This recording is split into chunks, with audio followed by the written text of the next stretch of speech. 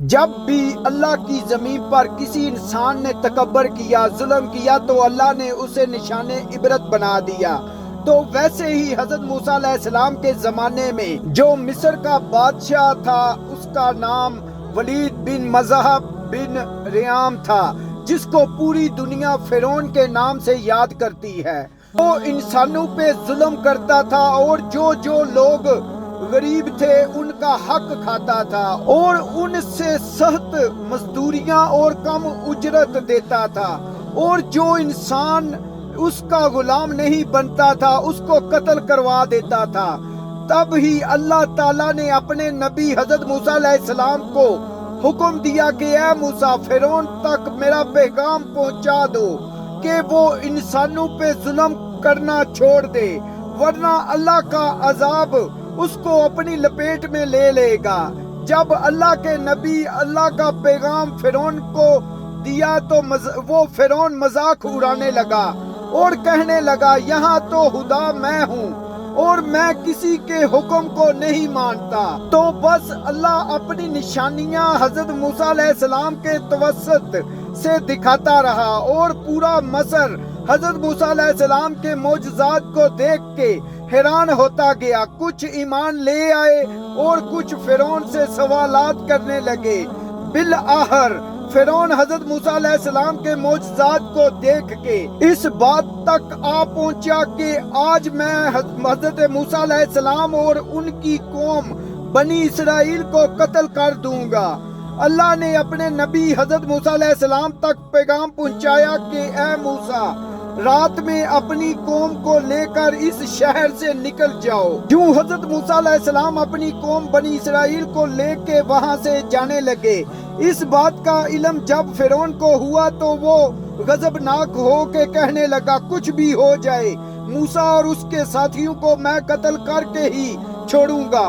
وہ اپنے جاؤ جلال کے ساتھ بنی اسرائیل کو ڈھونڈنے لگا۔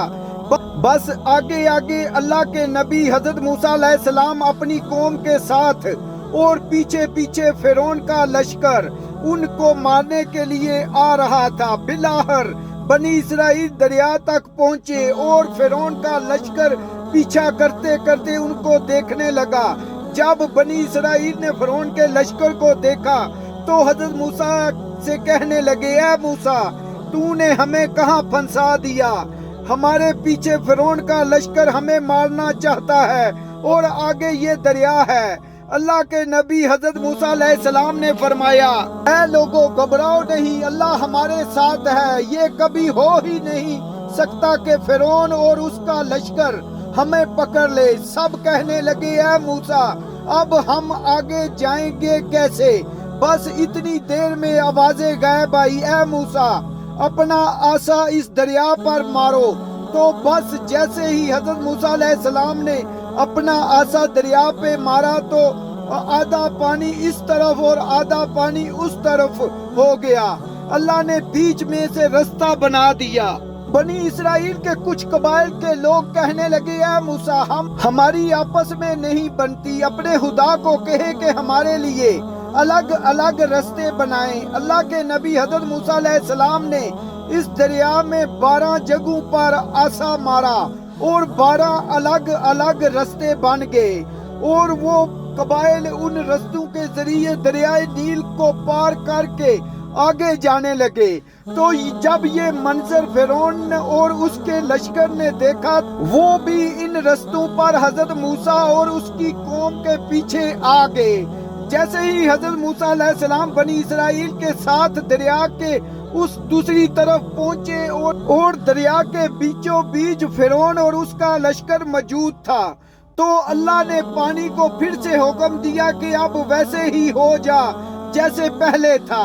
تو بس پانی پھر سے مل گیا اور فرعون اور اس کا لشکر ڈوب کے مرنے لگا۔ یہ پورا منظر حضرت موسیٰ علیہ السلام اور ان کی قوم دیکھ رہی تھی، اللہ کا شکر ادا کر رہی تھی، اور اتنی دیر میں فرعون چیخ کے کہنے لگا، میں بھی موسیٰ اور ہارون کے اللہ کو تسلیم کرتا ہوں، میں بھی ایمان لاتا ہوں۔ موسیٰ کا اللہ بڑی قدرت والا ہے۔ اتنی دیر میں آواز غائب آتی ہے کہ اے فرعون، اب ایمان لاتا ہے جب تو دوزخ کی دہلیز تک پہنچ چکا ہے۔ اے فرعون، ہم تیرے تکبر اور تیری لاش کو آنے والے لوگوں کے لیے نشان عبرت بنائیں گے، تاکہ ہر انسان یہ جان لے کہ جو انسانوں پر ظلم کرتا ہے اور تکبر کرتا ہے اسے یہ سب راس نہیں آتا۔ آج بھی اللہ نے فرعون کی لاش کو نشان عبرت بنا کے رکھا ہے۔ بے شک جس انسان نے تکبر کیا، انسانوں پہ ظلم کیا، وہ اللہ کی رحمت سے دور ہو کر دوزخ تک جا پہنچا۔ سبحان اللہ، سبحان اللہ۔ پیارے دوستو، اگر یہ میری ویڈیو اچھی لگی ہو تو لائک، شیئر، سبسکرائب ضرور کرنا اور کمنٹس باکس میں اپنی قیمتی رائے کا اظہار ضرور کرنا۔ Thank you.